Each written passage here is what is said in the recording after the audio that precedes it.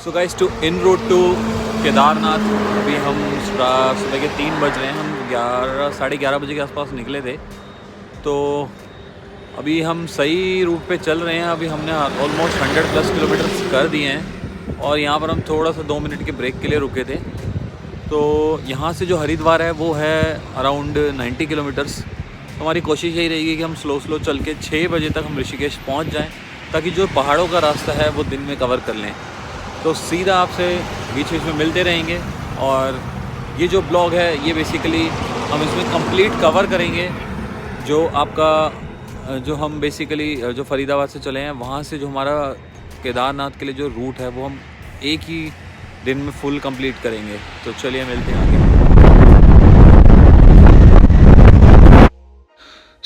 3 बजे के बाद हम सीधा अपने रूट के लिए निकले और हमने कहीं भी ब्रेक नहीं लिया। तो रात का सफ़र हमने ऋषिकेश तक कवर किया और कम्प्लीटली हम फिर मॉर्निंग में समवेयर अराउंड 7 o'clock के आसपास हम ऋषिकेश में एंटर हो गए थे। तो यहाँ पर जैसे कि हम देख सकते हो कि हम यहाँ पे लक्ष्मण झूला सर्च कर रहे थे कि बाइक से कैसे हम जा सकते हैं। तो समहाउ ये वाला जो रूट था ये एक्जैक्ट रूट नहीं था, तो हम सिंपली यहाँ तक गए थे और सिर्फ व्यू देखकर हम यहीं से वापसी के लिए बेसिकली आगे केदारनाथ के लिए हम यहाँ से निकल गए थे। तो यहाँ से अब जैसे कि यहाँ तक आप यहाँ पर जो मेन इन्फॉर्मेशन बताने की है दैट इज़ कि आप यहाँ पर इस रूट से बाइक को नहीं लेकर आ सकते। बाइक्स के लिए एक अलग रूट है और विच आई हैव ऑब्जर्व्ड कि अगर आप मॉर्निंग डे टाइम में आते तो झूले के इसी तरफ जहाँ पर आप हैं, अगर आपका आपका अगर उत्तराखंड नंबर नहीं है तो आपको यहीं पार्क करके आगे बाय वॉक जाना पड़ेगा, बट लोकल्स को अलाउड था।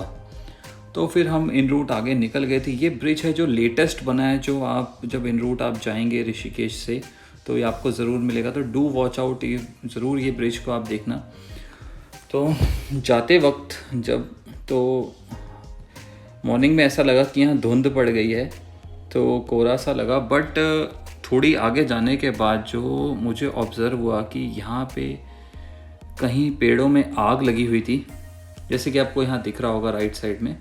उसकी वजह से ये काफ़ी धुआं एक्यूमुलेट हो गया था। तो इट वाज नॉट मतलब कि धुंध नहीं थी, तो वो धुआं एक्यूमुलेट हो गया था।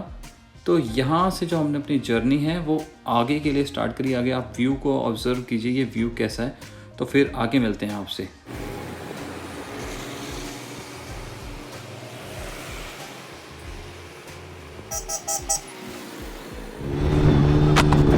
रास्ता काफ़ी स्मूथ था, पर जो आपको यहाँ व्लॉग में दिख रहा है वो हमने जो मेन शो किया है कि rough and tough locations of basically mountains की, जहाँ पर रोड नैरो है या फिर जहाँ पर रोड का कंस्ट्रक्शन हो रहा है, reconstruction is going on.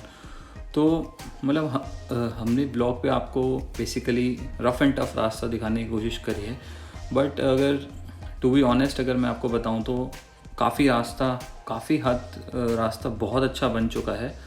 But these are some of the extreme condition. जब आप एक रूट पे जाते हैं तो ये भी आपको फेस करना पड़ता है और ये आपको कॉन्कर करके आगे निकलना पड़ता है। तो समटाइम्स एकदम बहुत डीप पैचेस से जिसकी वजह से बहुत प्रॉब्लम हो रही थी एंड कहीं जगहों पे जाम भी लग गया था। जैसे कि अभी आपको दिखेगा कि अच्छा ये तो हम स्कूटी पे थे तो मेरे लिए ईजी हो गया था यहाँ से निकलना।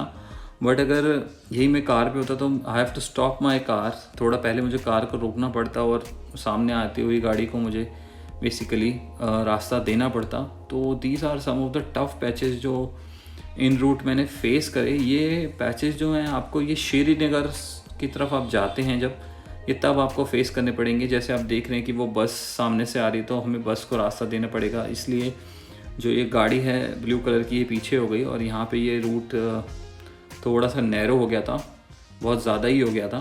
तो ये देखिए यहाँ पे मैं हॉर्न दे के आगे निकलता हूँ ताकि कोई इशू फेस ना हो। सो ये पैचेस जब आप किसी भी माउंटेन्स पे जाते हैं तो आपको ये फेस करने पड़। इन रोड आपको 2 नदियों का संगम मिलेगा जिन्हें भागीरथ और अलकनंदा के नाम से जाना जाता है। तो ये आपको यहाँ से श्रीनगर के लिए पॉइंट स्टार्ट होता है, तो वहाँ पे आपको मिलेगा। पर हमने वो सब कवर नहीं किया क्योंकि वो हमने बद्रीनाथ के ब्लॉग में कवर किया था। तो नेक्स्ट आपको सीधा आपको गौरीकुंड के रास्ते का दिखाया जाएगा। यहाँ से 80 किलोमीटर्स का हमारे को यहाँ से रूट दिखा रहा है, और यहाँ से ऊपर की तरफ जो रास्ता जा रहा है ये बद्रीनाथ के लिए जाता है। जैसे कि आपको बोर्ड पे दिख रहा होगा, left for Kedarnath and right for Badrinath. तो अब यहाँ से जो हमारी ऑफिशियल जर्नी है बेसिकली वो यहाँ से स्टार्ट रहेगी, जो कि है गौरीकुंड। यहाँ से जो है वो है 80 किलोमीटर। तो हमें गौरीकुंड तक जाना है, फिर वहाँ से हम आगे का कवर करेंगे।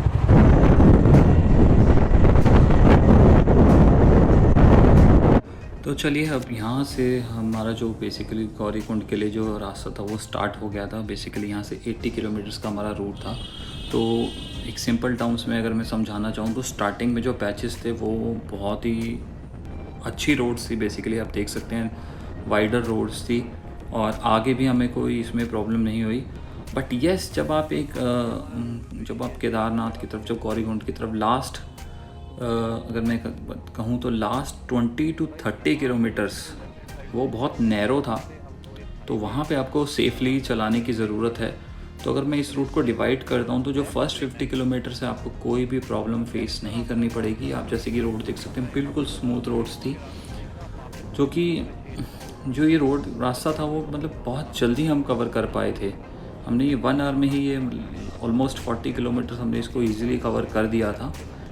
पर जब आप आगे का इसका रूट करेंगे तो वो बहुत ज़्यादा नैरो हो जाएगा, तो वहाँ पर आपको थोड़ा सा सेफ्टी के साथ चलना पड़ेगा और बहुत अच्छे से रूट को फॉलो करना पड़ेगा। तो यहाँ पर ये जो मेन पॉइंट हमारा ये पॉइंट आया जहाँ पे हमने अपनी पिक्चर क्लिक करी थी, जो बहुत ही ज़्यादा इंस्टाग्राम पे हिट हुई है। तो मैं वो पिक्चर आपको शेयर कर दूँगा, आप मेरे इंस्टाग्राम पे जाकर देख सकते हैं। तो